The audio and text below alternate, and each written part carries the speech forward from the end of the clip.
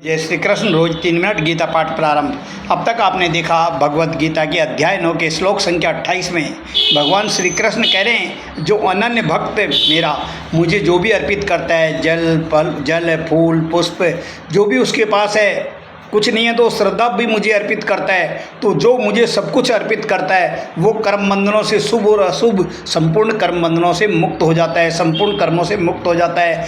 इसलिए हे अर्जुन, तू अपने सहित सब कुछ मुझे अर्पित कर दे। भगवान श्री कृष्ण कह रहे थे उसको कि अर्जुन तू सब कुछ सहित मुझे अर्पित कर दे और मुझे ही प्राप्त हो जा। और आगे भगवान श्री कृष्ण कह रहे हैं श्लोक संख्या 29 में, समोहम सर्वभूतेषु न मे देशो अस्ति न प्रिय ये भजन्ति तू माम भक्त्या मयि तेसा चाप्यहम। भगवान श्री कृष्ण कह रहे, मैं संपूर्ण प्राणियों में समान रूप से स्थित हूँ, न तो कोई मेरा प्रिय है न कोई मुझसे द्वेष है, परंतु जो प्रेम पूर्वक मेरा भजन करते हैं वे ही मुझ में हैं और मैं ही उनमें हूँ। तो भगवान श्री कृष्ण कह रहे हैं कि जो मुझे भजता है प्रेम पूर्वक श्रद्धा सहित, जो मुझे भजता है, जो सब कुछ मुझे अर्पित करके मेरे में तल्लीन रहता है, वो ही मेरा है और मैं ही उसका हूँ।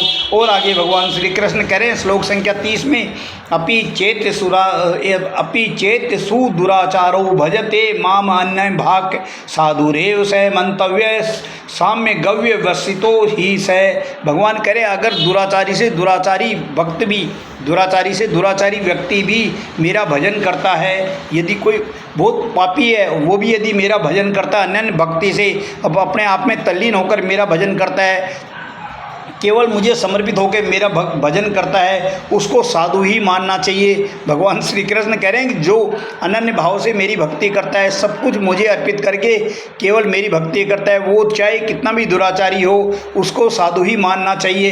कारण कि उसने निश्चय बहुत अच्छी तरह कर लिया है, मतलब उसका निश्चय बहुत अच्छा है, मतलब उसका जो कार्य है बहुत अच्छा है। इसलिए भगवान श्री कृष्ण की नज़र में दुराचारी से दुराचारी व्यक्ति भी यदि भगवान का भजन करता है, अनन्य भाव से भगवान में लीन हो जाता है, सब कुछ भगवान में अर्पण करके सेवा करता है भगवान की, वो भगवान को अत्यंत प्रिय है। तो भगवान कह रहे हैं ऐसे भक्त मुझे अत्यंत प्रिय है क्योंकि उसका निश्चय बहुत अच्छा है। तो भगवान ऐसे व्यक्ति को साधु मानते हैं। तो भगवान कह रहे हैं ऐसे दुराचारी व्यक्ति साधु ही मानना चाहिए ऐसे दुराचारी व्यक्ति को, क्योंकि उसके कर्म साधु जैसे हो गए हैं। आज का गीता पाठ यहीं समाप्त। मेरे इस गीता पाठ का नित्य श्रवण करें, मनन करें और अधिक से अधिक लोगों को भेजें ताकि मुझे वीडियो में मोटिवेशन प्राप्त हो सके।